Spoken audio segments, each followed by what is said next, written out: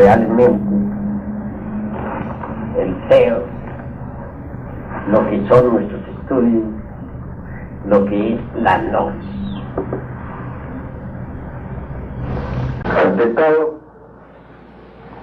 tenemos que rendir culto a la gnostos teo, el espacio abstracto, absoluto, incondicionado y eterno. Indubitablemente, la divinidad incógnita y desconocida es eso que no tiene nombre, aquello, lo innominable, lo inefable. El absoluto está más allá de todo lo que tenga forma y figura, lado por lado, cantidad, cualidad, número, medida, peso. Es lo que no es, lo que tenga, es lo que no tiene forma, lo real. Al usar esta clase de términos, deben ustedes saberlos entender desde el punto de vista intuitivo. Cuando digo es lo que no es, hay que aprender su honda significación. Una forma de ser sería la que tenemos en nuestro intelecto. Pero aquello no es lo que tenemos en nuestro intelecto. Por eso digo, es lo que no es. Es el no ser que es el real ser. Solo así podemos entender algo, puesto que aquello está más allá de toda comprensión. Ya el manifestado inevitablemente pertenece al aspecto negativo de la luz. Estamos acostumbrados a pensar en luz en su aspecto positivo, pero el aspecto negativo de la gran vida está mucho más allá de todo lo que podamos entender, mucho más allá de los sefirotes de la Cábala, mucho más allá del silencio y del sonido y de los oídos para percibir, mucho más allá del pensamiento, del verbo y del acto. Cuando se habla de existencia negativa, debemos entender aquello que no es y sin embargo es. La luz increada, pues, es el aspecto negativo de la luz. Lo real. La acepción negativa, tomémosla en el sentido de que no es manifestada, de que se oculta tras los pelos de la manifestación. El anciano de los días, por ejemplo, en cada uno de nosotros, resulta siendo el Malkut, es decir, el aspecto inferior para el absoluto. Así como el Malkut dentro de la manifestación cósmica, sea el mundo físico, es el aspecto más inferior de todos los 10 sefirotes. Aquí también el anciano de los días, con todo y su grandeza, su majestad y señorío, es el Malkut para el absoluto. De esa divinidad incógnita y desconocida, que se halla latente en todo lo que es, ha sido y será. Surgen por emanación los inefables, el ejército de la voz, la gran palabra, los dioses santos, los gobernadores de todo el universo. Ellos no son sino manifestaciones de la divinidad incógnita y desconocida, el agnostoteos. Bien, mis caros hermanos, no olvidemos pues al Jehová, al Yod Jefe. Cuando hablo de esta forma, no quiero referirme en modo alguno a de Jehová, aquel antropomórfico de la Iglesia de Roma, de la Iglesia, y de Jerusalén, y de todas las gentes dogmáticas en general. No. El Jehová a que me refiero, a que hago alusión, es el Jehová íntimo de cada cual. Es obvio que cada uno de nosotros trae dentro su propio Yod Jeve. Yod es el principio masculino, Jeve es el principio femenino. Yod es nuestro Padre que está en secreto. Jeve es nuestra Madre Divina Kundalini. Ese es el Jehová íntimo, particular de cada cual. Jesús de Nazaret rechazó al Jehová, aquel antropomórfico de los judíos, a ese Jehová bíblico, al de la ley del talión, al de la venganza. Jesús de Nazaret amó a su Padre que está en secreto y a su divina Madre Kundalini. Al pie de la cruz le vemos clamando al Padre. Vemos al divino Rabí de Galilea, y no al pie de la cruz, crucificado en su cruz, exclamando con gran voz: Padre, en tus manos encomiendo mi espíritu. Su Madre Divina Kundalini está al pie. Ella y así, todo esto. Ella es Ram-Yo. Ram es un mantra, el mantra del fuego, el mantra del Talpa, Texas, o Taipa, Texas. Yo nos recuerda a los misterios isíacos. No es el punto dentro del círculo, es el Lingam Yo.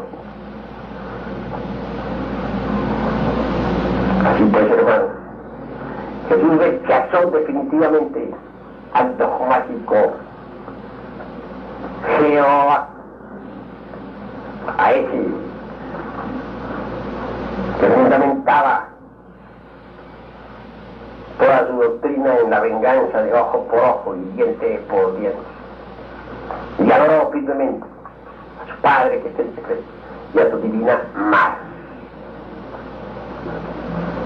El Jehová auténtico, pues, hay que buscarlo íntimamente. Cada uno de nosotros lo lleva más allá de su conciencia. El Padre que está en secreto, la divina Madre, Yod Jeve. Hemos citado al espacio abstracto absoluto, de donde emanó el ejército de la voz, de donde brotó nuestro Jehová particular, el divino macho hembra. Vemos pues que detrás de nuestra divinidad particular está la divinidad abstracta, el ser de nuestro ser, el Dios desconocido, ante el cual se prosterna todo el ejército de la voz. La deidad que no tiene nombre, la existencia negativa, aquello que no es y sin embargo es.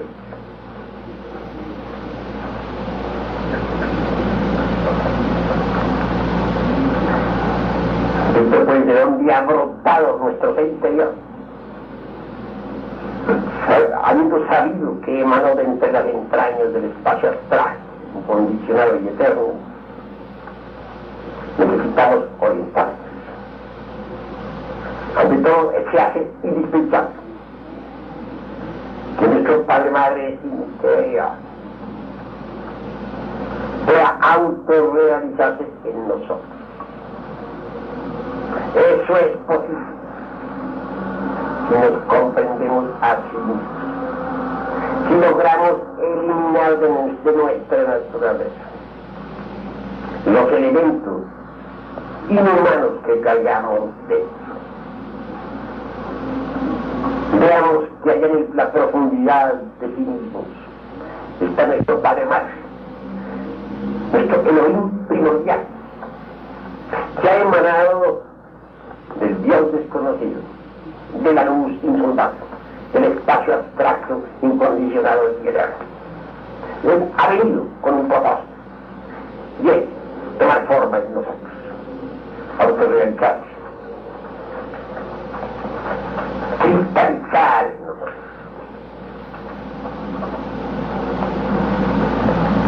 ¿Será posible eso? Sí es posible. Necesitamos, repito, primero, la eliminación de los elementos inhumanos, a fin de que Él pueda expresarse a través de nosotros. Segundo, necesitamos la creación de instrumentos o vehículos capaces de almacenarlo, de recubrirlo con su presencia, de protegerlo. Vehículos que deben tener una constitución fuerte y sin embargo elástica, sublime. ¿Qué clase de vehículos serán esos? Nos estuvimos precisamente hablando sobre los cuerpos existenciales superiores del ser. Todas las gentes creen que ya poseen tales cuerpos. Cuando hablo de todas las gentes me refiero a los pseudo-esoteristas y pseudo-ocultistas. Desafortunadamente, son muy pocas las personas que nacen con un cuerpo exacto. Si examinamos cuidadosamente a las gentes, vemos que solamente tienen el cuerpo planetario.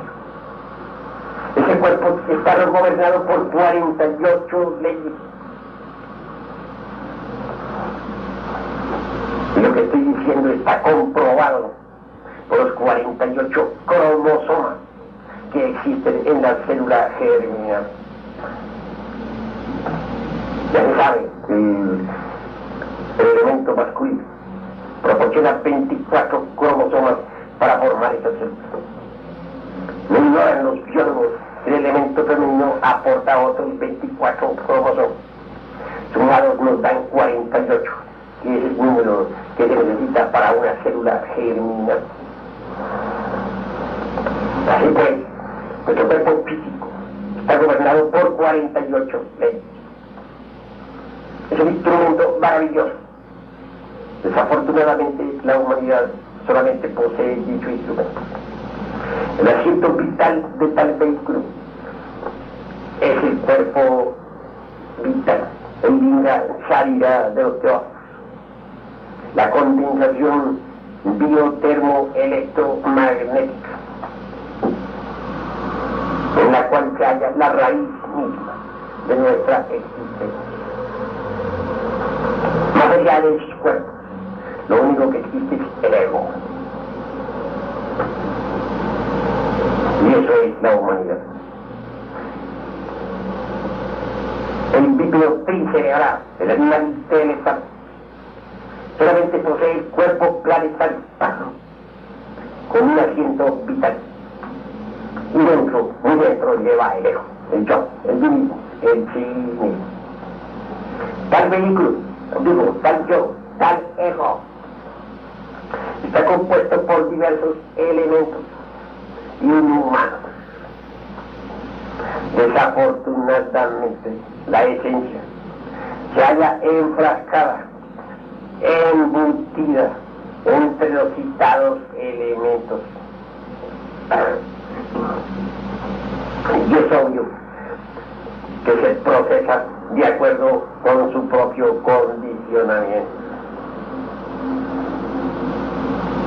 Nos hallamos pues en un estado desastroso. Y sin embargo estamos llamados a recubrir con nuestras presencias al divino macho hembra, a ese que emanó del espacio abstracto absoluto. Pero ¿cómo hacer? ¿Cómo proceder? ¿Cómo actuar? ¿Cómo trabajar para que un día nuestro sagrado Elohim pueda ser recubierto por nuestra presencia? ¿De qué manera? Ante todo, debemos empezar por eliminar de nuestra naturaleza los elementos inhumanos. Tales elementos, repito, y para que se entienda bien, aclaro, se hayan personificado con las diversas figuras que constituyen el yo, el mismo, el civismo. Ira, codicia, lujuria, envidia, orgullo, pereza, gula, etc. Pues son tan innumerables los defectos que aunque tuviéramos 1000 bocas para hablar, no acabaríamos de enumerarlos a todos detenidamente. Se hace necesario, urgente, inaplazable poder eliminar esos defectos. Cada uno de ellos es un elemento inhumano, y dentro de cada uno de ellos está enfrascada, embotellada, embutida la esencia, que es lo más digno, que es lo más decente que poseemos. Ante todo, se hace urgente comprender. Es indispensable hacer conciencia de nuestros propios errores en relación con la gente, en la lucha por el pan de cada día, en relación con nuestras amistades. Los defectos que llevamos escondidos afloran. Y si nosotros nos hallamos alertas y vigilantes como el vigía en época de guerra, entonces los descubrimos. Defecto descubierto debe ser comprendido íntegramente en todos los departamentos de la mente. Cada defecto es polifacético y tiene muchas raíces. Una vez que hayamos comprendido nuestros errores a través de la técnica de la meditación, una vez que los hayamos analizado, entonces procederemos a eliminarlos.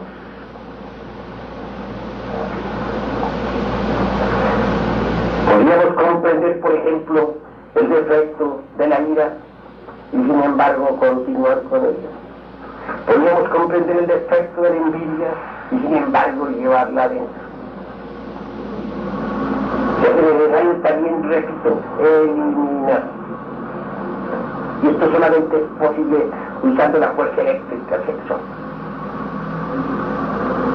Si pues durante el Sahaja Maitri podemos invocar a Devi Kundalini, la serpiente ígnea de nuestros mágicos poderes, y suplicarle, elimine y arranque de nosotros los defectos descubiertos.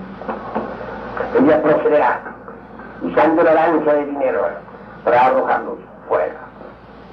Recordemos aquel símbolo maravilloso en que aparece Jesús el gran cáliz dentro del templo de Jerusalén, arrojando con el látigo a los mercaderes. Así también deberemos proceder nosotros, arrojar con el látigo de la voluntad a los mercaderes del templo, la ira, la codicia, la envidia, el orgullo, etcétera, etcétera. Devi Kundalini se encargará de hacer. Ella empuñará la lanza de Minerva y con tal fuerza afoática extraordinaria eliminará los elementos inhumanos que llevamos dentro.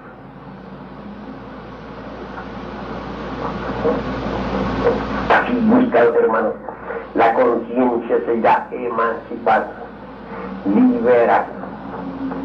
Conforme se vaya liberando, irá despertando. Y cuando todos los elementos inhumanos hayan sido deshechos, entonces ella resplandecerá abrasadoramente. Entonces podremos ver, oír, tocar, impactar las grandes realidades de los mundos inferiores. Necesitamos arrojar del templo a los mercaderes. Esto es cuestión de tema, voluntad. Continuando pues, hacia adelante, el trabajo de preparación es extraordinario.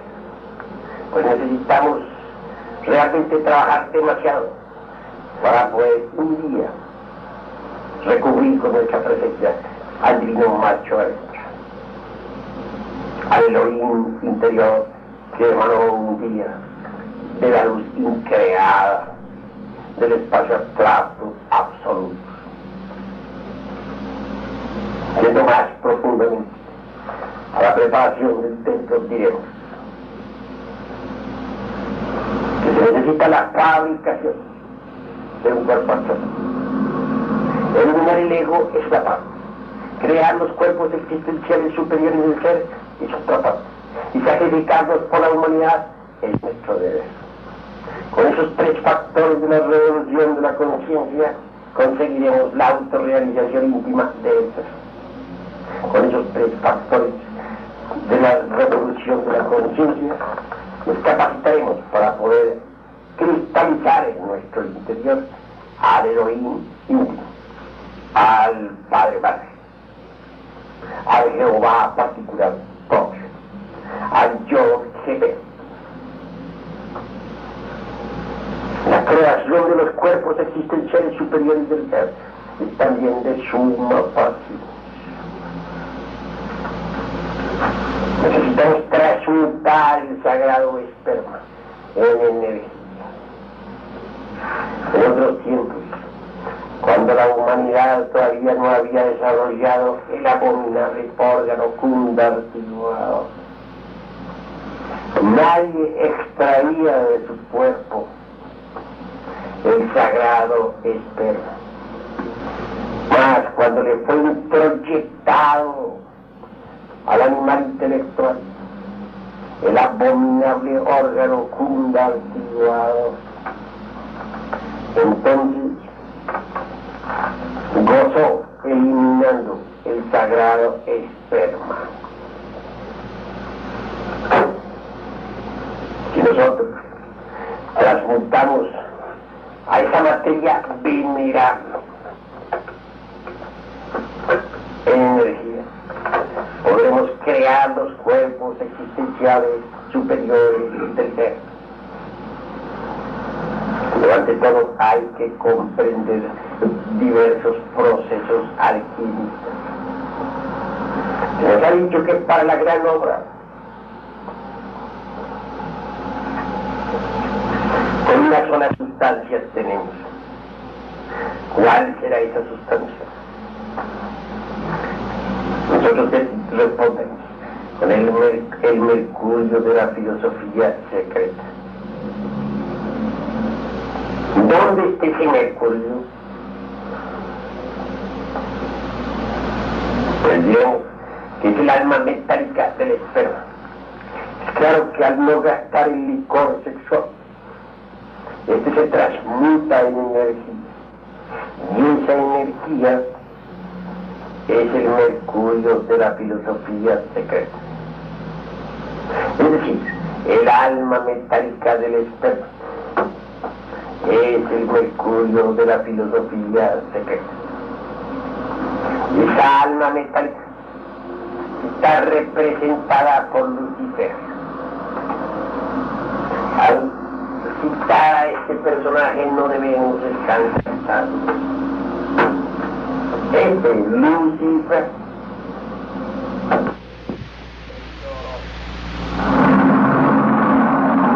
pero no pensemos en un arcángel antropomórfico. El Lucifer es muy individual.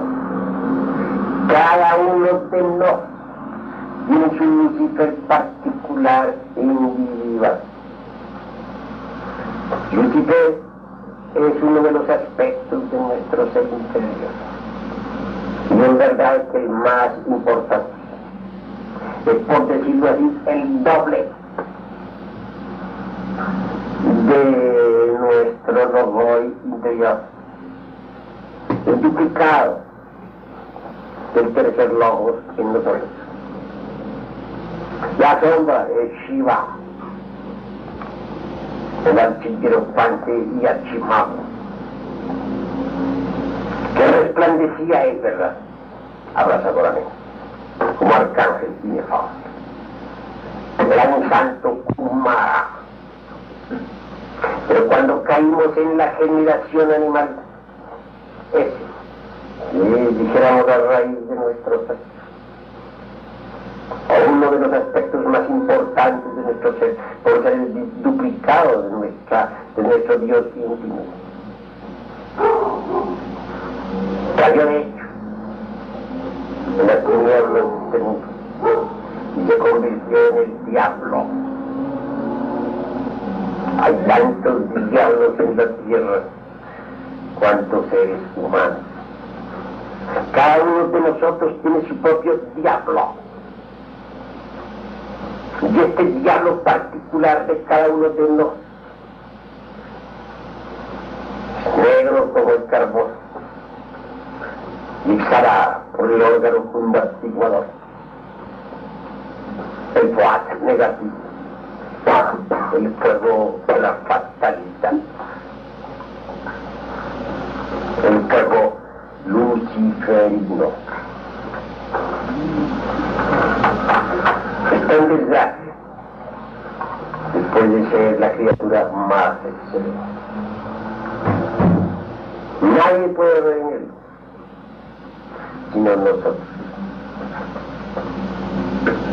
Debemos blanquearlo, y eso está escrito. Los alquimistas medievales dijeron: quema tus libros y blanquea el latón. Ya se sabe que el latón es de cobre. Y el cobre está relacionado con Venus, la estrella de la mañana y de la hora vespertina.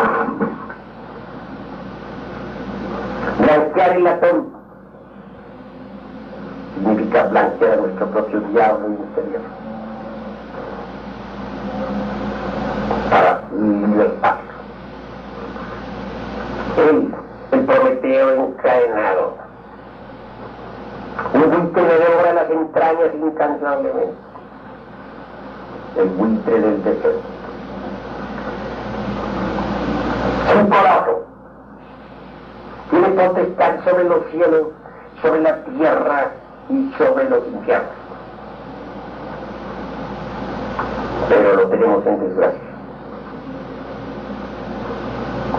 Si lo blanqueamos, seremos recompensados y con creces. Mas ¿cómo blanquearlo?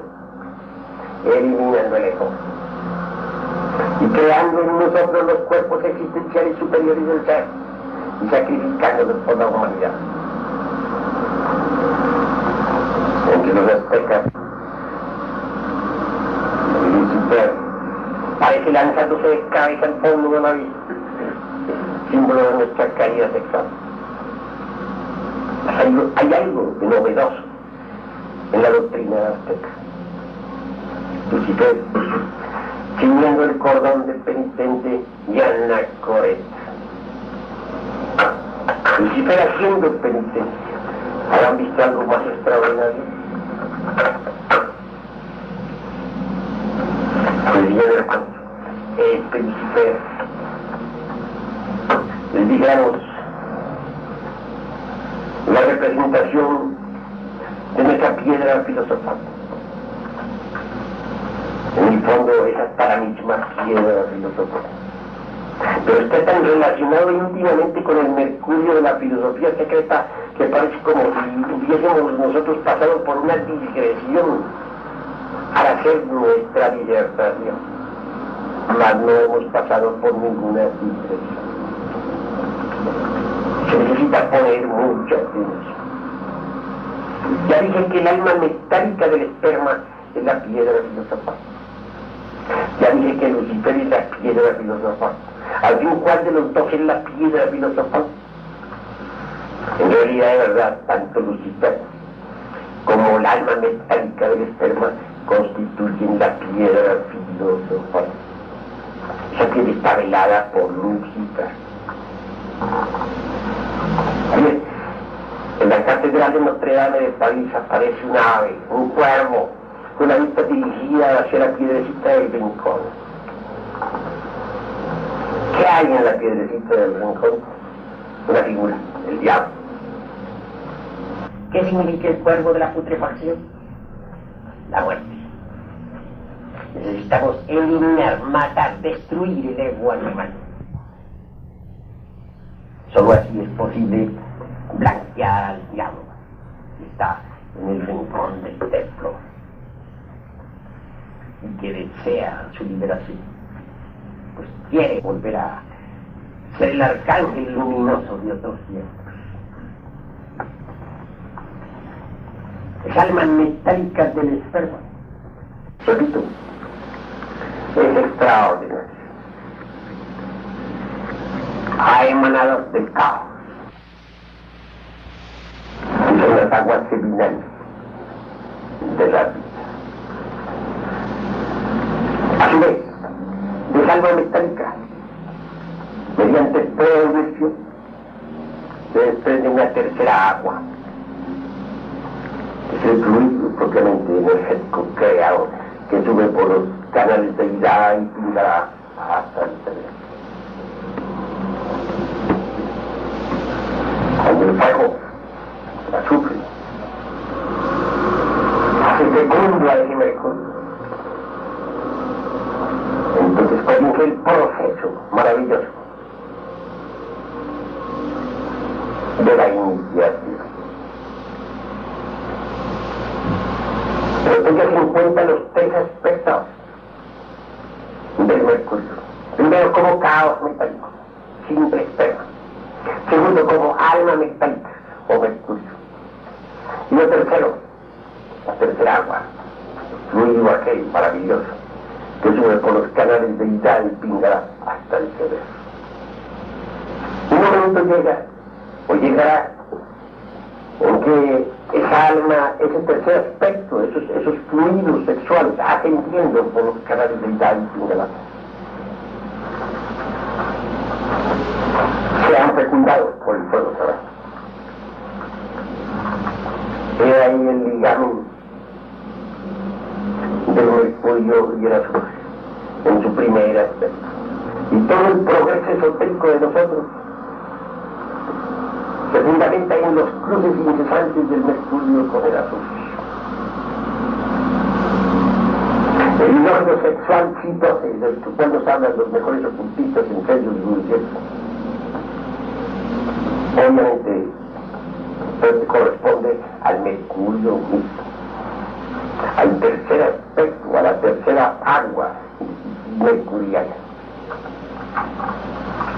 Ese mercurio, al cristalizar en su primer vehículo, que es el astral, lo hace extraordinario y maravilloso. Pero para que ese mercurio tome la forma del cuerpo astral, hay que trabajar. Mediante la transmutación llegará el momento en que ese mercurio tome esa figura.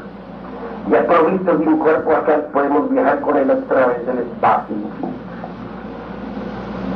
Mucho más tarde, el mercurio viene a cristalizar en la forma del cuerpo mental.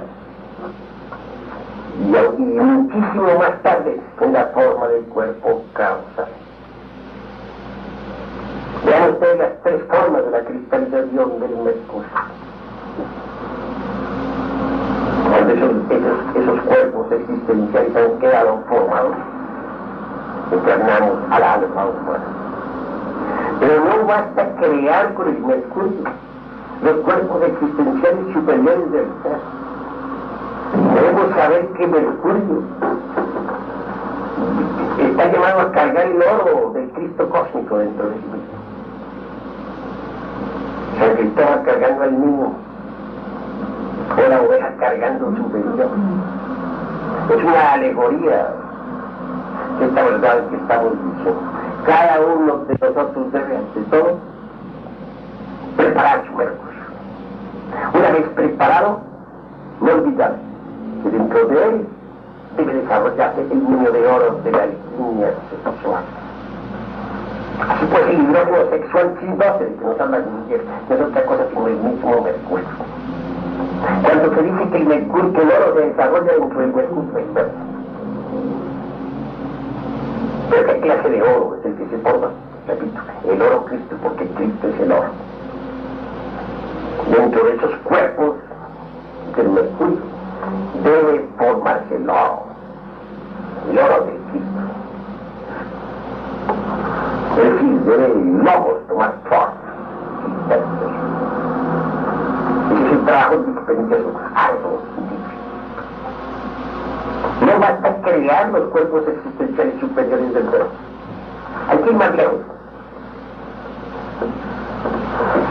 Es indispensable perfeccionarlos para que puedan ser recubiertos más tarde con las distintas partes del ser. Repito, no lo olviden, que lo comprendan los aquí presentes y los que me escuchen. El mercurio es la materia fundamental de la gran obra. Y que ya dije, tres aspectos. Y lo repito y lo aclaro. Primer aspecto, el caos propiamente de los hábitos, que es la secreción líquida, sensoria de las glándulas sexuales. Esto se da no solamente en el hombre, sino en la mujer. Porque si el hombre, bien es cierto que durante un orgasmo gasta su esperma, la mujer también tiene su esperma. Y cuando pasa por el orgasmo lo pierde miserablemente. Que los médicos no quieren llamar a la secreción sexual femenina de esperma es otra cosa. Pero los alquimistas sí le damos el nombre de esperma, porque es esperma. Estoy hablando en términos de alquimia rigurosa, no en términos químicos, médicos. Y eso debe quedar aclarado en esta plática. Que tiene tres aspectos, eso es verdad. Y si estoy repitiendo es para que sea entendido. El primer aspecto ya lo dije, es el nuevo esperma. El segundo aspecto resulta de la transmutación. Y dijéramos la parte tetradimensional del esperma. La parte sutil o estérica. El alma, dijéramos, de ese esperma. El alma metálica. Ese es el mercurio en su segundo aspecto. Pero el tercer aspecto deviene el segundo. Es la energía ya ascendiendo por los cordones de Ida y Pingala hasta el cerebro. Dicen los alquimistas que el mercurio debe ser fecundado por el azufre. Y conviene que ustedes me entiendan. Es claro que cuando los átomos solares y lunares del mercurio hacen contacto electrilónico cerca del coxis, por inducción despierta una tercera fuerza, que es el azufre. Bueno, asciende victorioso por el canal de Susurna, que es por el canal de medular de la espina dorsal hasta el cerebro. Y en su ascenso va abriendo los chakras, discos o centros maravillosos del cuerpo vital. Entonces se dice que el mercurio ha sido fecundado por el azufre. Y claro que ese mercurio fecundado por el azufre en estos nuevos aspectos maravillosos da origen a una primera creación de orden trascendental. Me refiero al cuerpo astral. Que no es más que mercurio fecundado por el azufre. El resultado cuerpo astral. Se forma el cuerpo astral. Y que lo sepan todos. No lo explicó bien Gurdjieff, pero yo lo explico. El la creación de este cuerpo astral, podremos movernos con él consciente y positivamente a través del espacio infinito. Uno sabe que tiene un cuerpo astral cuando puede usarlo, como sabe uno que tiene unos pies porque puede caminar, o unas manos porque puede usarlas. Y también sabe que posee un cuerpo astral cuando puede viajar con él.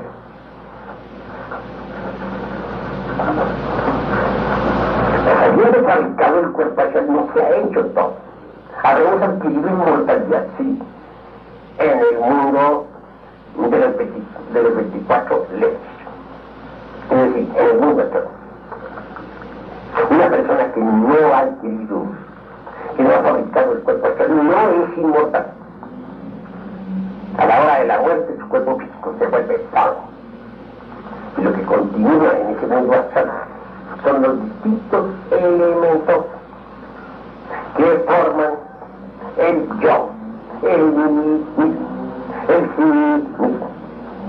Elementos subhumanos, inhumanos, infrahumanos, bestiales, que retornen esos elementos más tarde. Es verdad. La gente desafortunadamente no sabe ni cómo se nace, ni cómo se muere.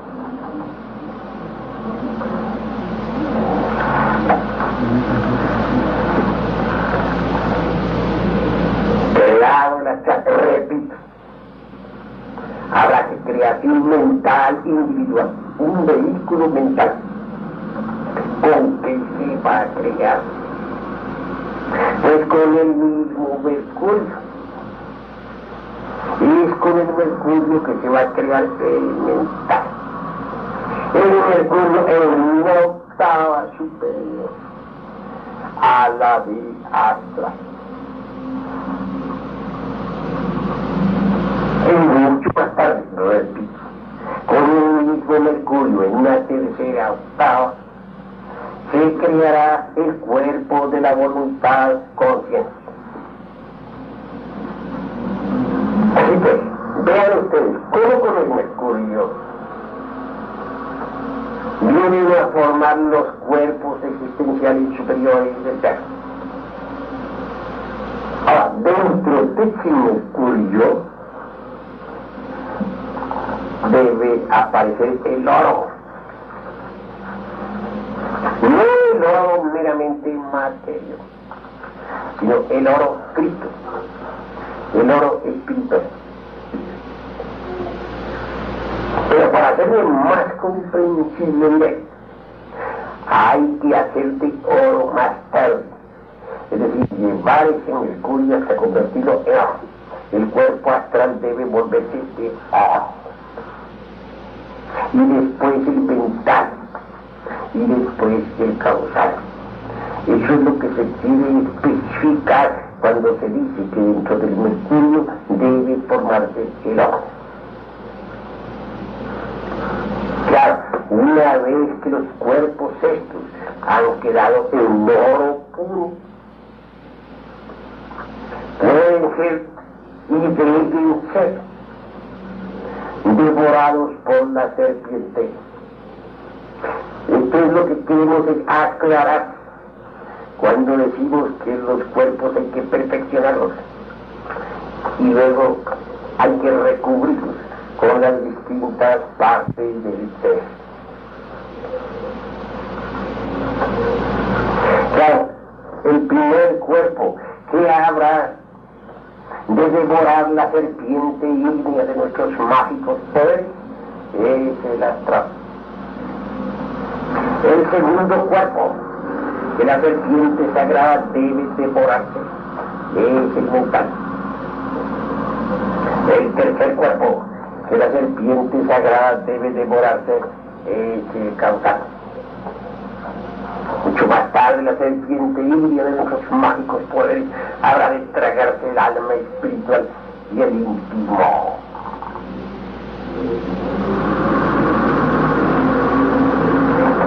Cuando la serpiente se haya tragado los cuerpos que hemos creado, queda ella y nada más que ella. embargo, el consumatum et reviste características trascendentales insospechadas.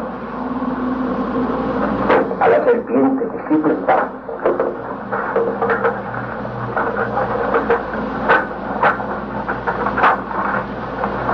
a la serpiente la devora el águila. Por eso en el pabellón nacional mexicano aparece siempre el águila tragándose a la serpiente. Cuando el águila se devora a la serpiente, queda dueño de la situación el águila. En otros términos, queda la serpiente emplumada, Quetzalcóatl, el maestro resurrecto, el maestro perfecto, el Kuma. Antes de ese instante, Lucifer habrá sido emancipado, y mezclándose él con el alma, con el espíritu, penetrando en esos cuerpos de oro, hará del alma y del espíritu del hombre algo diferente, un inefable, dentro de Xiang, dentro de ese inefable está todo. Dios interno ha de penetrar dentro de Xiang, dentro de ese inefable, y a su vez ese ángel, ese inefable, habrá de penetrar dentro del Dios interno, y quedaremos autorrealizados y perfectos. Lucifer carga los poderes, libre, nos dará el elixir de la vida, la medicina perfecta y el poder sobre todo lo que ha sido y lo que será. La Divina Madre Kundalini pues necesita devorarse los cuerpos existenciales superiores del ser. Pero para que ella pueda hacer eso, tales cuerpos deben transformarse en oro puro, porque ella no traga nada inmundo.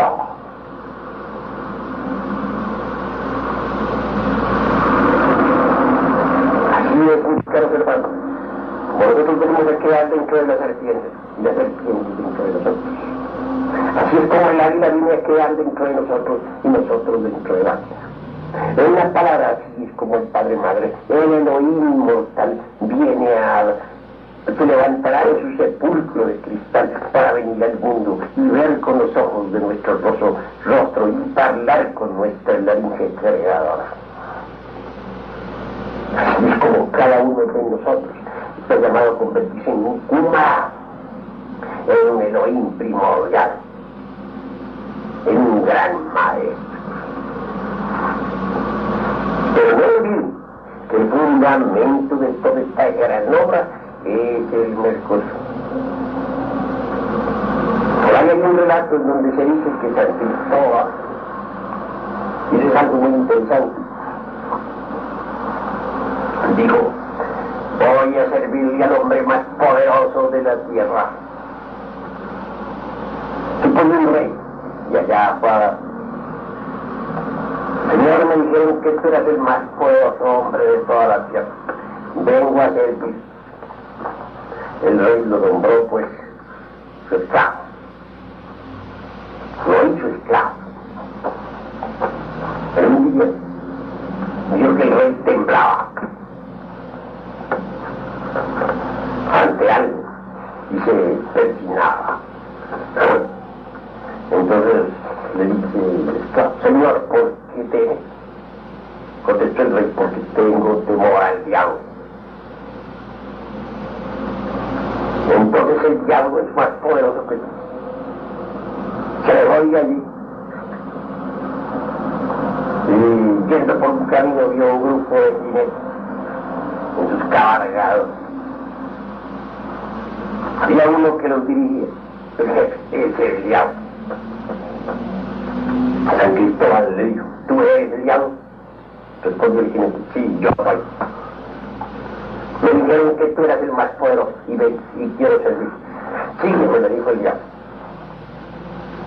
Y entró al servicio del diablo.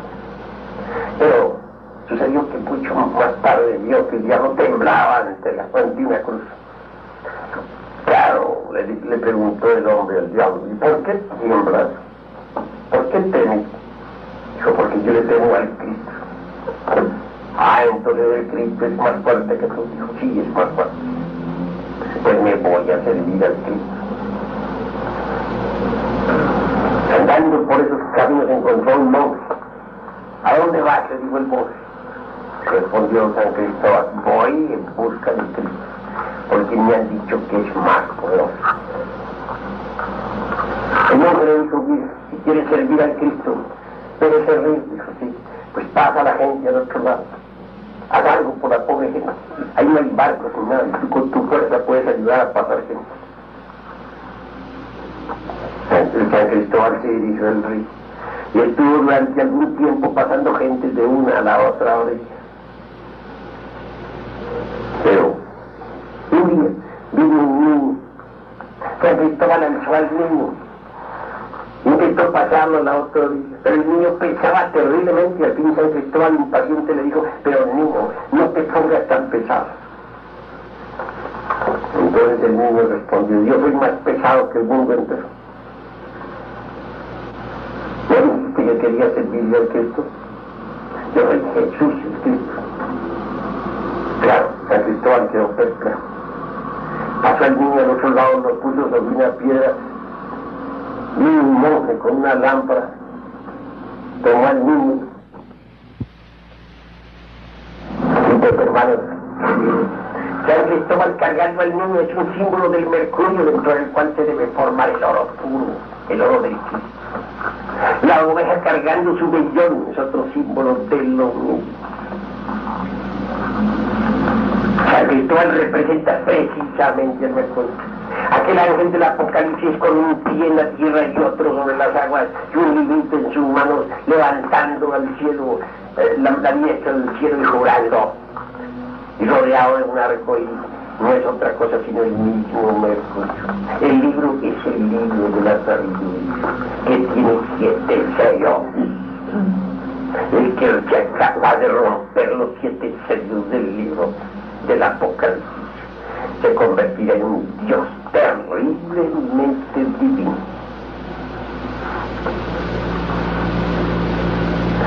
Y arco iris alrededor del ángel que jura por los cielos y por la tierra.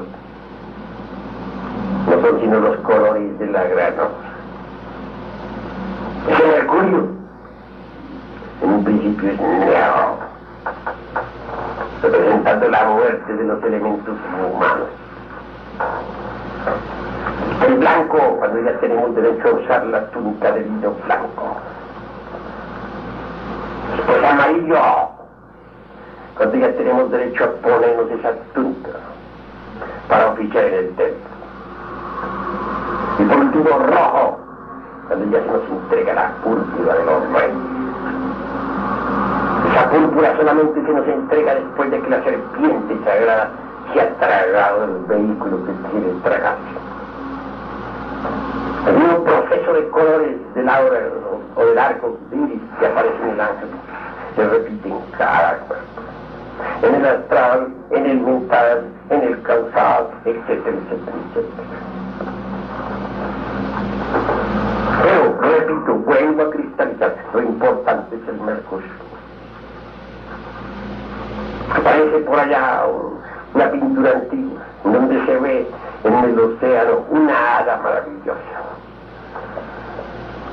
Está ahí entre las aguas. De sus 2 pechos mana leche que cae sobre el agua. Está coronada. Y ahí los 3 aspectos del mercurio. Primero, el agua caótica, el esperma, simplemente. Segundo, la leche de la Virgen, es decir, el alma metálica del mercurio. El tercero, la corona en su pecho, en su cielo. Es el tercer aspecto del mercurio, el que ya sube por los canales del David Pindalá. para ser fecundado por el fuego. El mismo que más tarde toma la forma de los cuerpos existenciales superiores del ser.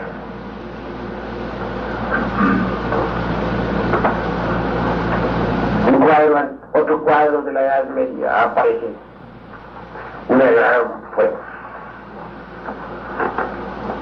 En ella, la Virgen exprime sus pechos. El Cristo hace salir sangre también de su costado, que cae sobre la misma fuente. La fuente se llena, se rebaja, y el excedente cae sobre otra fuente. Pues sale de ahí, y multitud de almas del purgatorio lo reciben para su purificación. He ahí los tres aspectos del mercurio. Son tres aspectos. El mercurio tiene tres aspectos. Pero quiero que sean reflexivos y que lo vayan entendiendo. Para que la obra se realice hay que darle oportunidades a la naturaleza. La naturaleza ayuda a la naturaleza. Si se hiciera el trabajo en el día no sería correcto. Vamos a crear oro. Vamos a crear los cuerpos existenciales superiores del ser. ¿Cómo hacer? Imitemos a la naturaleza. Si echamos los huevos de una gallina a la luz del sol, se pierden. No salen los polluelos. Y algunos salen y dura poco tiempo. Mueren.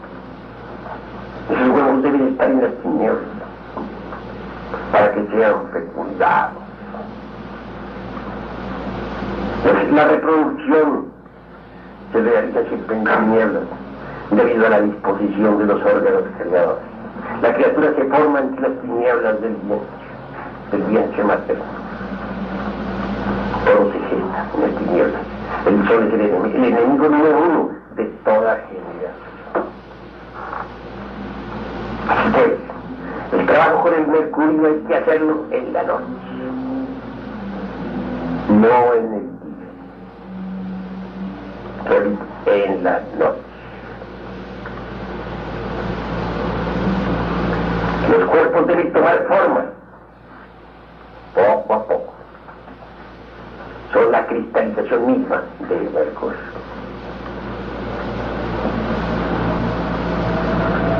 Pero están llamados, repito, a perfección. ¿Qué es el perfecto? Cuando se convierten en oro puro. Y se convierte en oro puro cuando todos los elementos inhumanos han sido aniquilados, destruidos, reducidos a cenizas. En fin, desde el que he venido a explicar esta noche cómo traer al Elohim sagrado, cómo recubrirlo con nuestra presencia.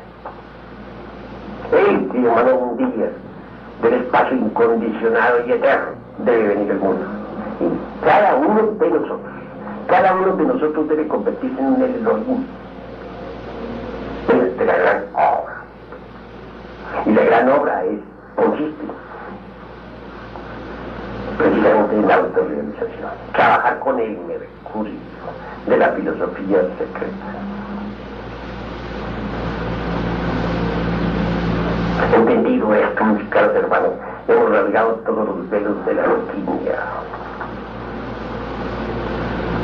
Este conocimiento se entrega pero pesado. Ahora necesitamos rasgar todos los velos para que la humanidad lo conozca. Estoy hablándoles a ustedes sobre la base de la experiencia. Por ello tengo mi mente en mí. De lo contrario no podría explicarlo. Estoy hablándoles con vana palabrería insustancial y charlatanismo. Tampoco estoy verbalizando memoria, ni lanzando tirando al aire nuevas hipótesis. Sencillamente estoy diciendo, revelando lo que he dicho. Repito, tengo mi mente en ello. Y por eso puedo darles a ustedes estas explicaciones. Trabajen con el mercurio, que eso es lo importante.